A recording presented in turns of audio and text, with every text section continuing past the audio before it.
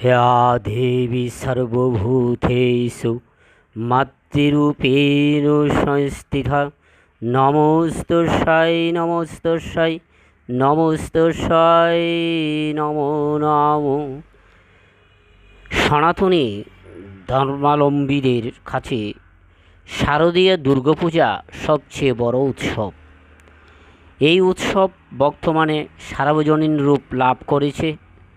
মহালয়া থেকে দেবী দুর্গার আগমনী বার্তা পৌঁছে যায় সনাতন ভক্তদের কাছে। সনাতন ভক্তদের কাছে মহালয়ার গুরুত্ব অপরিসীম। মহালয়া শব্দটির অর্থ মহান আলয় বা আশ্রয়। এক্ষেত্রে দেবী দুর্গাই হচ্ছেন সেই মহান আলয়। মহালয়া থেকে দুর্গাপূজার দিন গণনা শুরু হয়ে যায়। মহালয়ার 6 দিন পরে আসে মহাসপ্তমী। ত্রেতা যুগে ভগবান শ্রীরামচন্দ্র অকালে দেবীকে আরাধনা করেছিলেন লঙ্কা জয় করে সীতাকে উদ্ধারের অভিলাষ নিয়ে। শরতের এই পূজাকে দেবীর অকাল বোধন বলা হয়, কারণ শ্রীরামচন্দ্র পূজাটি করেছিলেন অকালে, অসময়ে। আসল দুর্গাপূজা হলো বসন্তে, তাই একে বাসন্তী পূজা বলা হয়। শোনা যায় সুরত রাজা এই আসল পূজাটি করেছিলেন বসন্তকালে। কোনো শুভ কাজ করতে গেলে প্রয়াত পূর্বজনসহ সমগ্র জীবজগতের জন্য তর্পণ করতে হয়। সনাতন ধর্মাবলম্বীদের এটাই বিশ্বাস। পূর্বপুরুষদের উদ্দেশ্যে অঞ্জলি প্রদান করতে হয়। এর পোশাকি নাম তর্পণ। তর্পণ মানে সন্তুষ্ট করা। ভগবান শ্রীরামচন্দ্র লঙ্কা বিজয়ের আশায় বুক বেঁধে এমনই করেছিলেন। যুগ যুগ ধরে সনাতন ধর্মাবলম্বী কোটি কোটি মানুষ মহালয়ার প্রভাতে 3 গণ্ডূষ্য জনের অঞ্জলি দিয়ে আসছেন। পুরাণে বলা আছে, মহালয়ার দিনে দেবী দুর্গা মহিষাসুরকে বধ করার দায়িত্ব পান।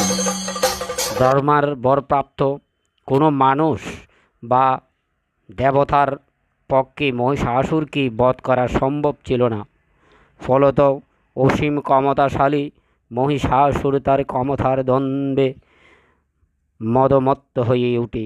একে একে দেবতাদের স্বর্গ থেকে বিতাড়িত করে অঘোষিতভাবে বিশ্ব ব্রহ্মাণ্ডের অধীশ্বর হয়ে ওঠার বাসনা তাকে পেয়ে বসে।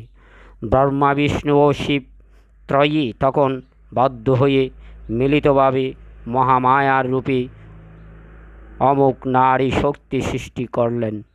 দেবতাদের দান করা 10টি অস্ত্রে সিংহবাহিনী দেবী দুর্গা সুসজ্জিত হয়ে ওঠেন। 9 দিনব্যাপী ঘোরতর যুদ্ধে মহিষাসুরকে পরাজিত হত্যা করলেন। মহালয়া হচ্ছে সেই দিন, যে দিন দেবী দুর্গা এই মর্ত্যের অবতরণ করেছিলেন বলে বিশ্বাস। পিতৃপক্ষের অবসানে দেবীপক্ষের সূচনার দিনটিকেই মহালয়া হিসাবে উদ্যাপন করা হয়। মহালয়ার দিন থেকেই পূজার ভাব চলে আসে বাঙালিদের মনে। সনাতনী হিন্দু শাস্ত্র মতে কথিত রয়েছে যে মহালয়ার দিনই অশুভ শক্তির বিনাশ ঘটিয়েছিলেন দেবী দুর্গা।